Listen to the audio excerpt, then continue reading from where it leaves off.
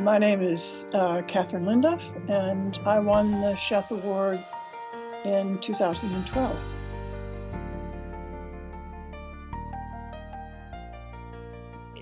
The work I was doing prior to 2012 is the work that I've done my entire professional career. I look at, most especially, I'm a visual thinker. I look at the way in which people express themselves visually. And in my case, in the ancient world, that information comes from, oftentimes from burial and from looking at how people present themselves, even at that most difficult time for the family. Of course, they themselves are the deceased, but presenting themselves to the world is something that we all do. We do it at all times and in all places. And this is something quite transferable as we look at the world around us. And reading that kind of signaling has been important to me, and how it suggests both its culture base, its historical base, its contemporary base, and what it means to build yourself and develop into at least some ideal form that you think you ought to be, and then somehow you're meant to achieve that goal. I taught courses on East Asia and Eurasia. I've worked both in Russia and in northern China in the field. And, I've met literally scores and scores and scores of people who have affected me and the way in which I present material to people here at the University of Pittsburgh. And I think mixing ourselves within the world population has been the most significant thing to me in my life. And that international aspect of my life has been continuous since I was an undergraduate student and began to study Chinese language and other languages that took me all over the world, actually, for many, many years. People say to me, when are you going to retire? This is what I do. And I think for academics and for those of us who do what we do, you keep doing it. I mean, that's what we do. And I don't knit and I don't, play cards. I read books and I write papers and I write books and so on. And since I retired, I've published or edited 3 or 4 volumes and published a monograph and, at least a dozen articles. I have time because I don't have meetings and I'm not fussing about this and that. And I made sure that all the graduate students I had finished by the time I retired. So this is the fun part, this is what I was trained to do, and this is what I love to do. And I still have enjoyed teaching very much. I only taught 1 course a year at Carnegie Mellon. It was great. It's all I wanted to do. The rest of the time, I do what, I do research and writing, and I like to write, and I write every day, and do other things as well. So, and I'm fortunately, in good health. So I don't understand stopping, I guess. And I'll do it as long as I can. And hopefully I'll recognize when I can't do it anymore. But the fun thing now is that I find myself writing about not just ancient China and Siberia and so on, but I find myself writing about modern and contemporary China that I witnessed over a very interesting period throughout the 70s up until before the pandemic. So I have, I think, some interesting things to say about that. And I've been working on, film and that kind of thing that's very telling and very interesting coming out of China during those periods from the 80s forward, really.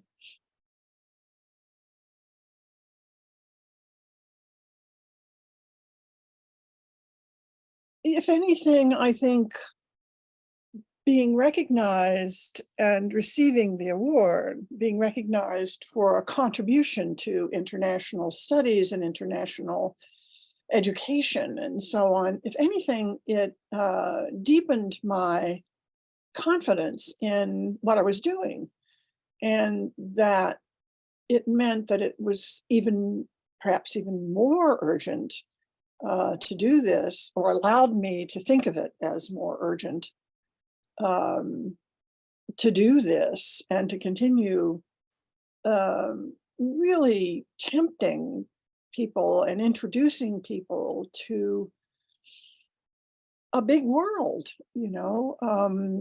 So I think for me, it amplified goals that I had and gave me perhaps more confidence to pursue that without questioning a lot of, you know, what I was doing. I think, you know, academics are often maligned for being remote from the world. I think that's completely off base. We're certainly introducing ideas and just a simple exposure to a broad cross-section of people, mostly young people, in a way that is fundamental to living in the world we do today.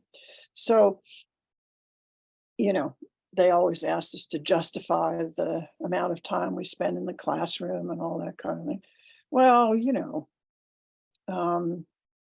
I know, and I continue to know, that it was my job in the classroom to open up the eyes of all 200 of those kids out there. You know, I had classes with 200 kids in them, and it's a mean task, but you can do it, and it can even be fun. So the Sheth Award for me allowed me to say, okay, you know, here are people who recognize that, and a committee that recognized that in me, I guess, that so that I could do that with greater ease, maybe, and confidence in what I was doing was contributing to a civil society. You know, I hate to be, you know, that's what we do, though. That's the way we talk. So it at least led to, for me, to understanding, because I've worked on gender, I've worked on diversity and antiquity, I worked on lots of issues I worked on environment and climate change and antiquity and all that kind of stuff. And what could be more relevant than that, you know, today? And students understand that. It's not just, you know, neutral stuff that you're throwing out to them. You got to engage them where they are. And lots of that research was just confirmed by the Sheths, that it was okay to do that. And it did, in fact, have some impact in what we do in the world.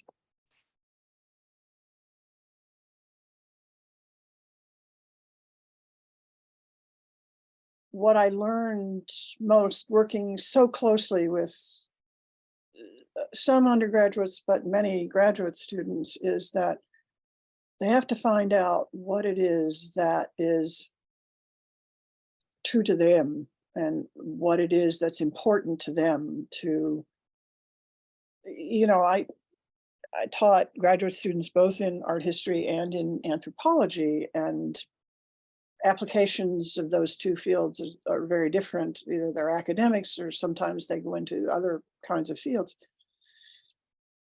I think the most interesting thing, and probably the most important thing for me, was to find out where their strengths were. And they need to trust that and follow that somehow within the construct of what we offered academically and in terms of degrees and that sort of thing, and where to go with it. one hopes that they become, and I think they do, they become more aware of the world around them, and that they are,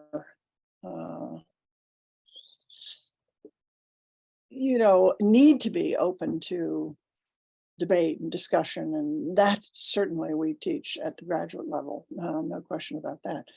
And that their ideas are important, but that they need to really think about them and their application in terms of their strengths and what capacities they actually have. That's a very hard thing to learn. You don't learn it overnight, that's for sure, or during a degree program necessarily.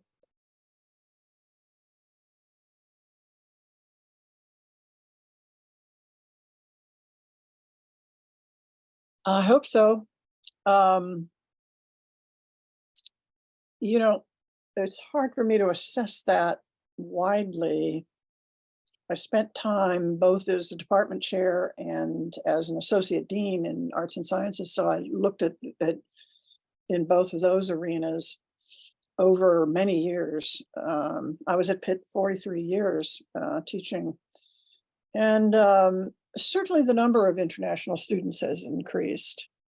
The university also struggled with making sure that those students were properly dealt with in terms of language and adaptation and all the rest. And in addition, let's call it the domestic students, had some exposure to that. So to some degree it increased. I think the tremendous emphasis on studying the modern and contemporary world, which has to some degree overwhelmed what is studied about cultures, has increased in interest. That's both good and has its drawbacks. I think it's very difficult to understand where we are today without knowing where we were yesterday. So I think that's still an open question. Certainly that's internationalized the curriculum to some degree. The depth of that in terms of historical depth, I think has diminished. And that I see as problematic. But, it's an ongoing process. So I guess my answer is yes in some ways and no in others. Well, I'd like to say cheers and bravo and brava to the Sheths. And thank you, of course, for making this award possible and recognizing that the kinds of exchange that you have had in your lives and we have had are meaningful. And I hope you realize that your model and this award is testimony to the success that we've had in doing this at the University of Pittsburgh. And we thank you, all of us, and myself in particular, for, first of all, for meeting with us and giving us the wisdom of your understanding of the importance of international education.